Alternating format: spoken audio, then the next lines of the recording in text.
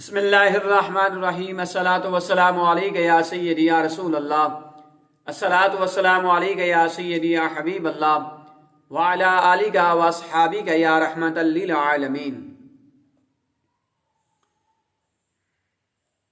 اذان کی آواز کے ساتھ ہی مسجد میں داخلہ۔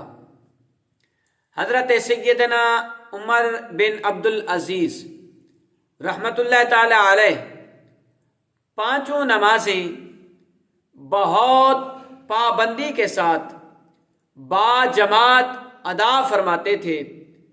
آپ رحمۃ اللہ تعالی علیہ نے اذان کی آواز صاف طور پر سننے کے لیے گھر میں مغرب کی طرف ایک چھوٹی سی کھڑکی بنا رکھی تھی۔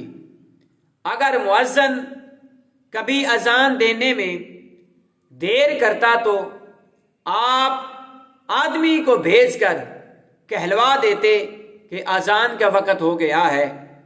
جب مؤذن اذان دیتا تو کوشش کرتے کہ اذان کی آواز کے ساتھ ہی اذان کے دوران ہی مسجد میں داخل ہو جائیں۔ سبحان اللہ۔